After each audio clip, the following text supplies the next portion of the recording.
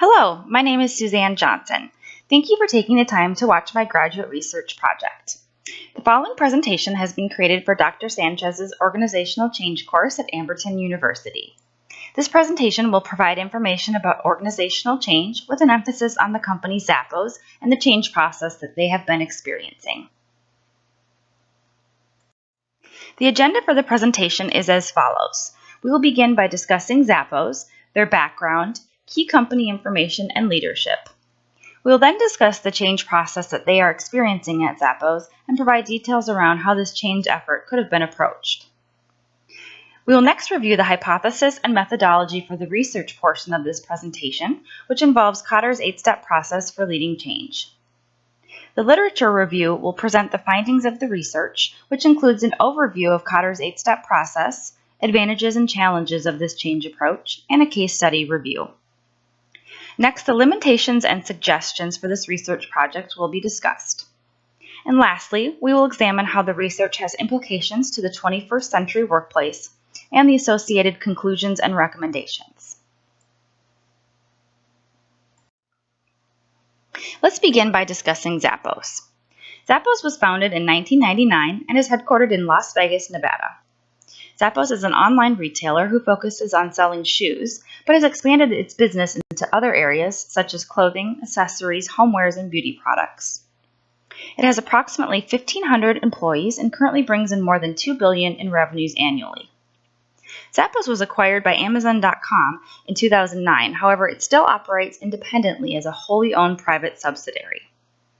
Their vision is that one day, 30% of all retail transactions in the U.S. will be online, and that people will buy from the company with the best service and the best selection.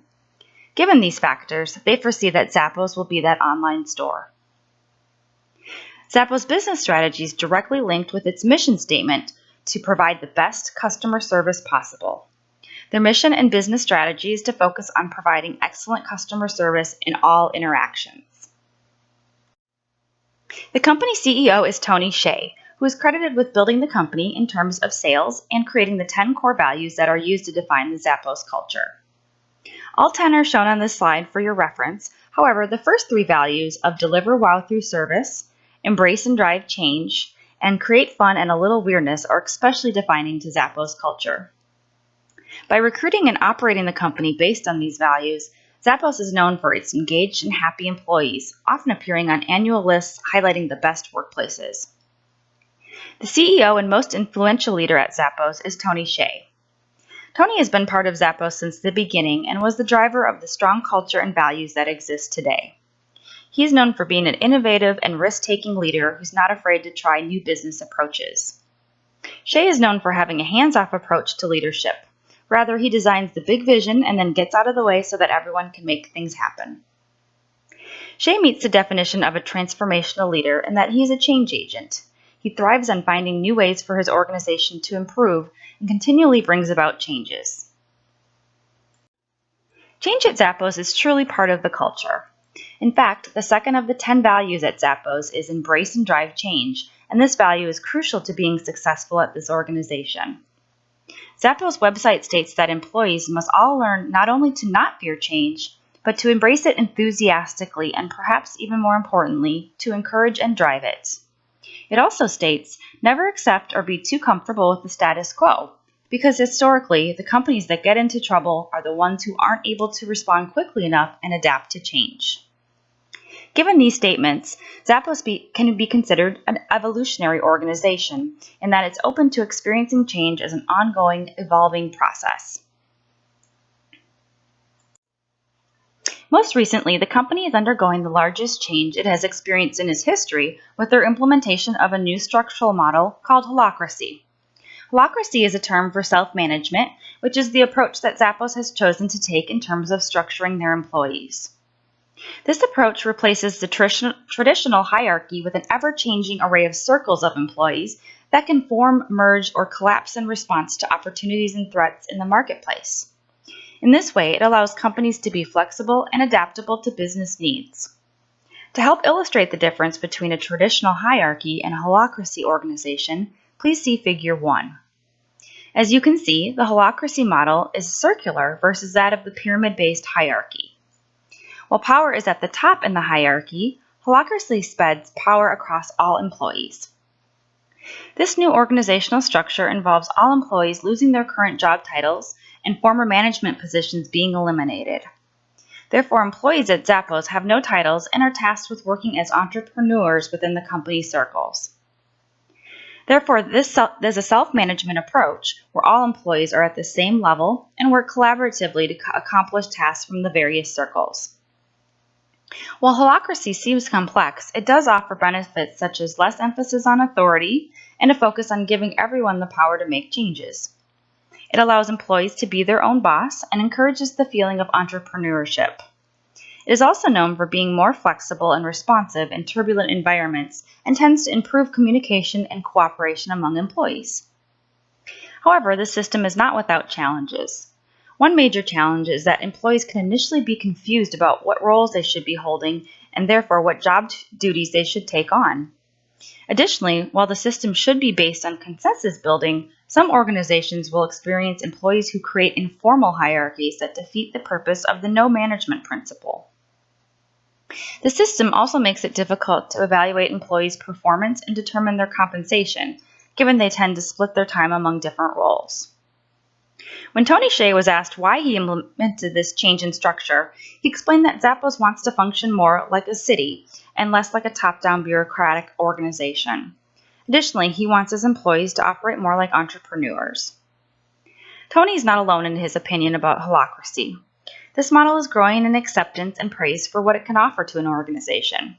One study shows that organizations of the future need to operate as living systems that are capable of responding to the constant changing environments. They need to create environments that foster co-creation and equip employees to manage ambiguity and uncertainty. Here is a timeline of the key events as it pertains to the implementation of holacracy at Zappos. In 2012, Tony Hsieh started to consider the self-management or holacracy process by researching and gathering information on how it could work within his organization. In March of 2013, he ran a pilot program of holacracy with 100 employees. Due to the success of the pilot, in June of 2013, Zappos leadership decided to unroll the holacracy model throughout the entire company. In November of 2013, Hsieh and other leaders announced the change to holacracy at the fourth quarter all-employee meeting. In December of 2013, Zappos publicly announced that it is going to be eliminating all manager roles and job titles by 2015. In March of 2015, after approximately 1.5 years of working to implement holacracy at Zappos, the company had still not fully embraced the change. To create a sense of urgency, Hsieh sent an email to all employees around the change. He stated that employees had a month to decide if they would rather go all in to Zappos' transition to self-management or take a generous severance package and leave. As of January 2016, a total of 18% or 260 employees made the choice to leave the company. Presently, Zappos has hired new employees and its overall headcount remains at approximately 1,500. The company is now fully operating within the holacracy model, and Hsieh has said that Zappos is stronger now that it's fully dedicated itself to self-management. Now that we've become familiar with what has occurred at Zappos, let's take a deeper look at the details of the change process and how it was approached. To begin with, we've performed a SWOT analysis of Zappos. When considering the strengths at Zappos, their customer service approach, solid core values, and loyal customer base are excellent competencies. All three define who Zappos is and why they do business. Their weaknesses include not being a low-cost provider, their single core office location, and the lack of structure. Given that they focus on customer service, they do not focus on being low cost. However, this makes their products in competition with those who are more affordable. They have one central office location in Las Vegas, Nevada, which houses nearly all of their 1,500 employees. This can be a weakness due to the lack of the local talent pool and potential cost of relocating talent. The lack of structure from the holacracy model can also be considered a weakness given the challenges it has posed to the company in the last few years. For opportunities, Zappos could explore expanding more to global markets and focus on promoting their other product lines more. Additionally, their structure can also be an opportunity in that the holacracy model, in theory, makes their organization more efficient and better in responding to change. For threats, again, the holacracy change is present here, as it has threatened the company's success through losing 18% of their staff and the frustrations around implementing the new structure. Additionally, lower-cost online retailers pose a threat in that some customers are more drawn to low-cost over exceptional customer service experience. In regards to the type of change, the implementation of holacracy meets Porras and Silver's definition of an organizational development.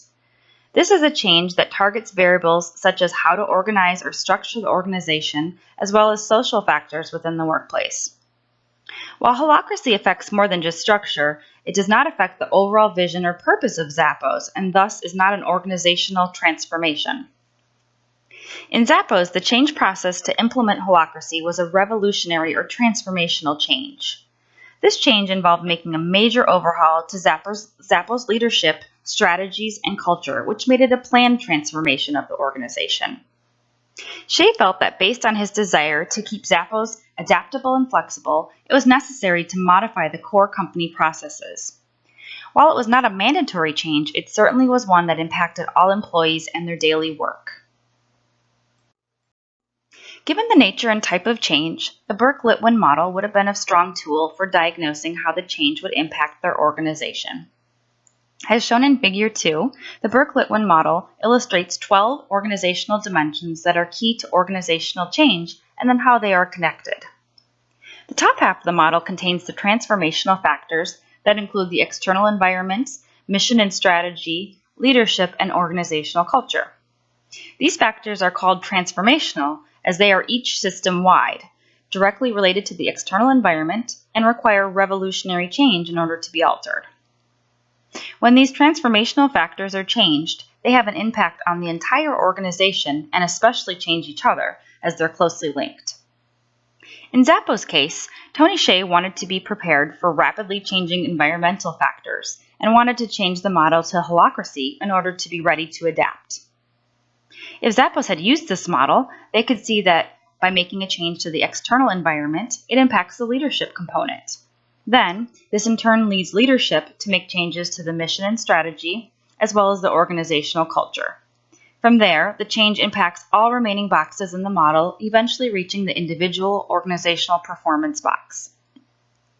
Therefore, this model could have been a great tool for Shea and other change leaders to reference when making the decision to implement holacracy, so they could have seen the impact that it would have. In rolling out the self-management change at Zappos, it is important to have a clear communication plan. Using Cotter's process as a guide, this would begin by solidifying a clear and strong vision for the change. The vision that Tony Shea created for the change to holacracy is as follows. Our true journey is to becoming a fully self-managing organization that culminates in making our work more productive, fulfilling, and meaningful. This vision gives a picture of the future, is easy to communicate, and appeals to employees, customers, and stockholders. The vision should be combined with a story or narrative to be most effective. This helps make the change more personable, understandable, and clear in employees' minds. It helps them understand what they are doing and, more importantly, why.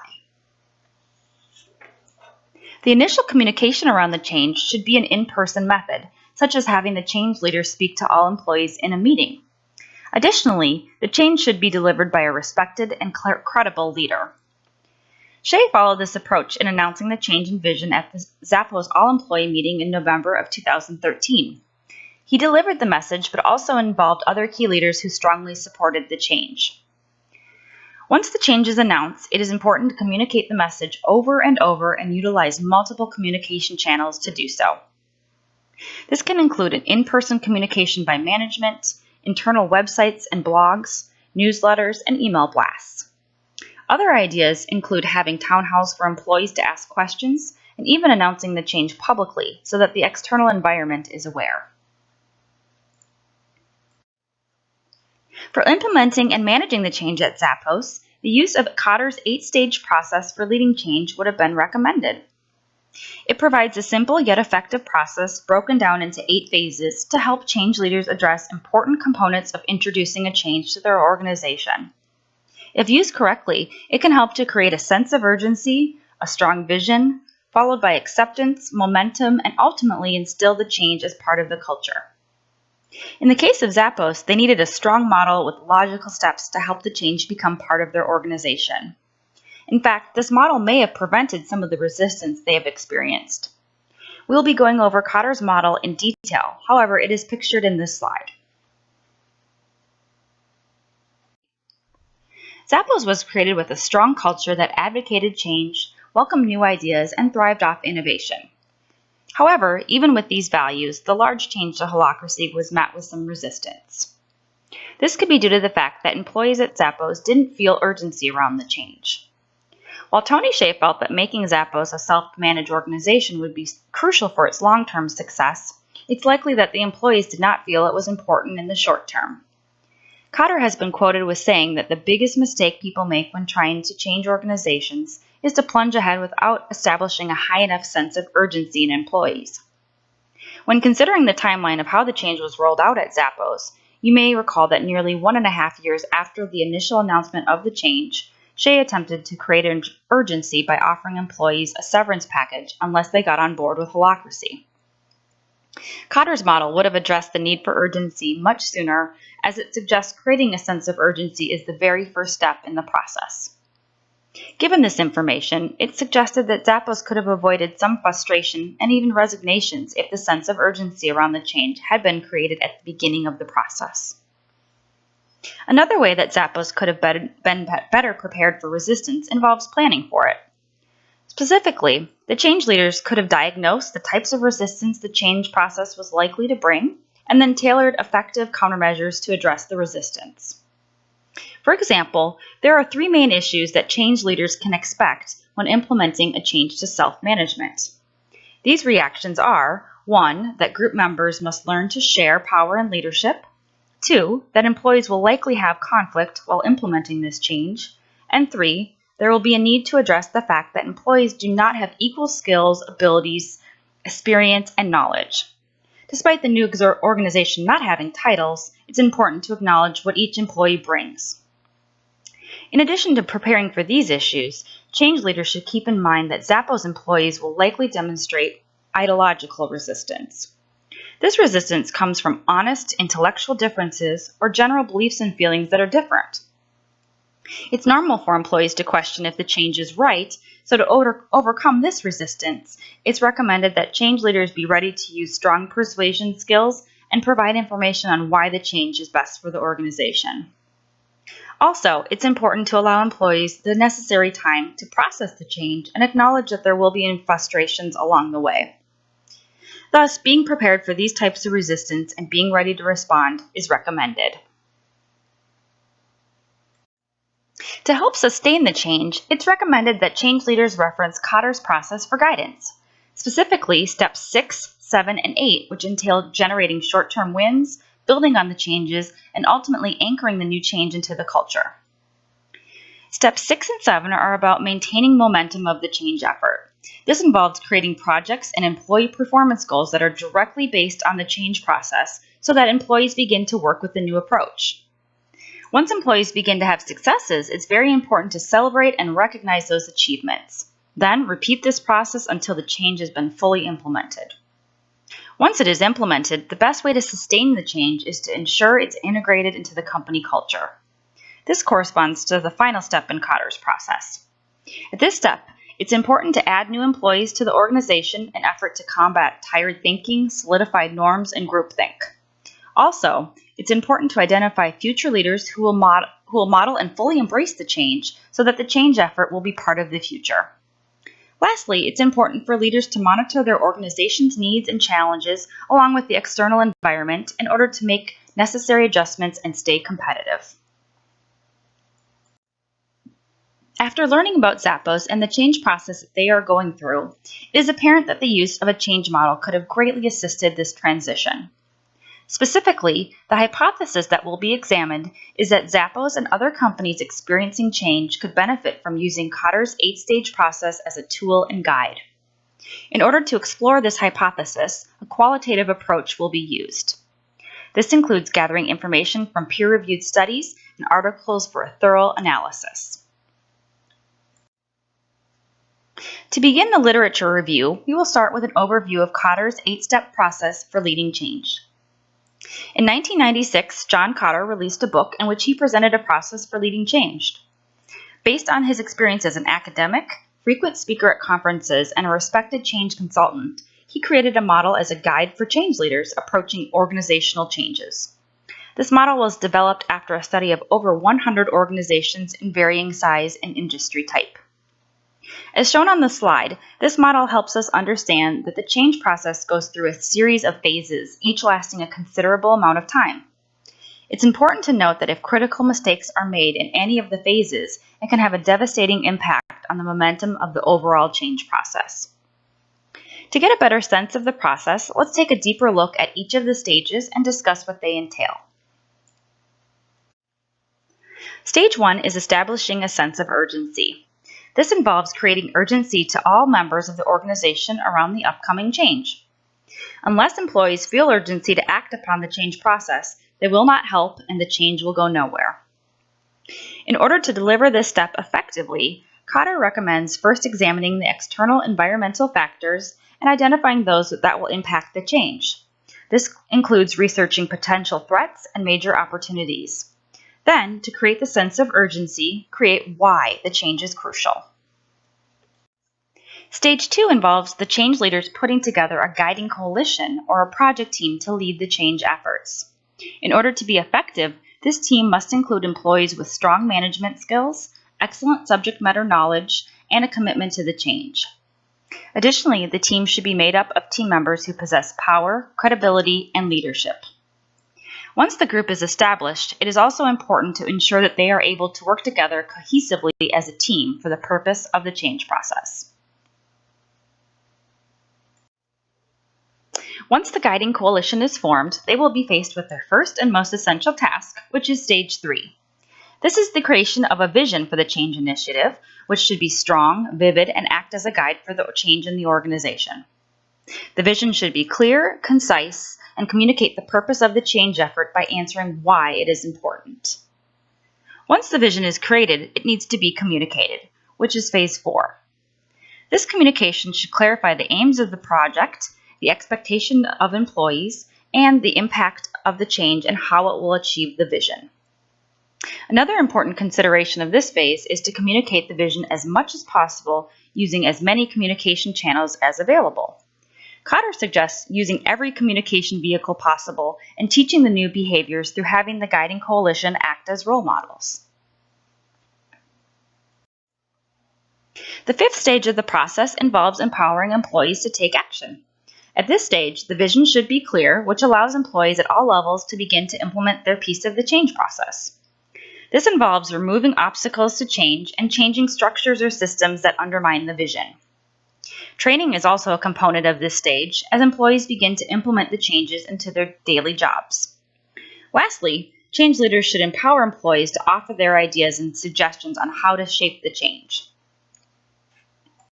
The sixth stage, generating short-term wins, involves keeping the change process going and helping employees stay motivated about their efforts.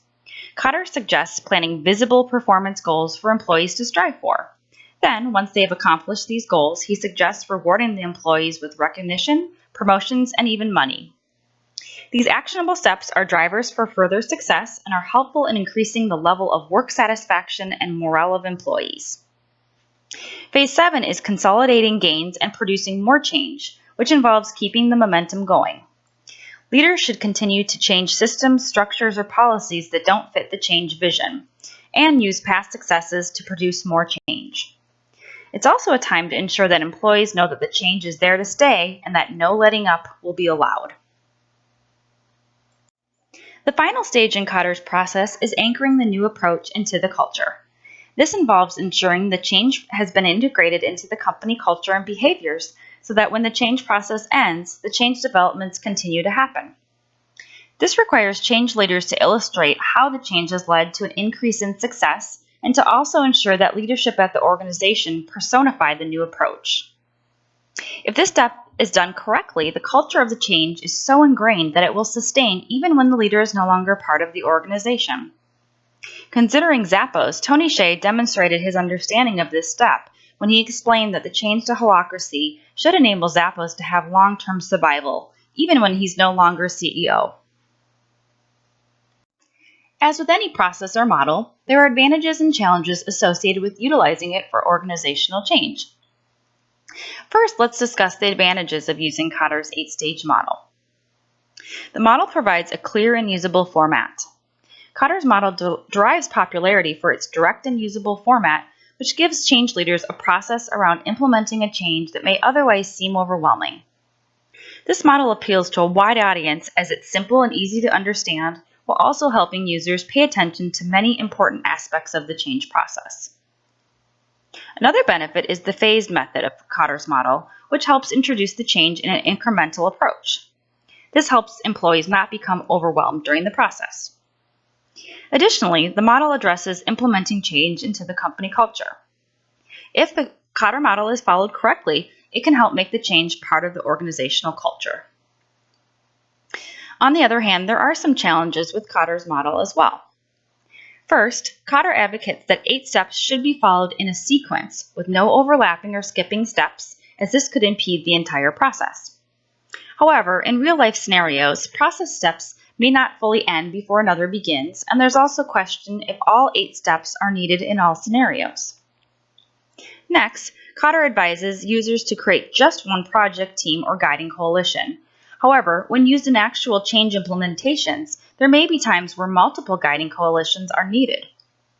Unfortunately, the model provides no guidance around creating additional project teams.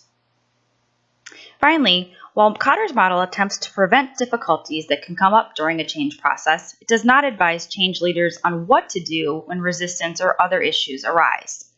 In this way, it may not be as detailed for handling these difficulties. Now that we've become familiar with Kotter's 8-step model, let's see how research and academic experts view this process. We will review 3 case studies who used Kotter's process for an actual change process within their organization. Case number 1 focuses on implementing an IT process within an airline. Case number 2 is about a surgical practice who needs to become fully digital in their processes. And case number 3 is about a finance insurance group who wants to roll out a knowledge mentoring program within their employees. All 3 cases decide to use Kotter's 8-step process as they wanted to use an organized, comprehensive method.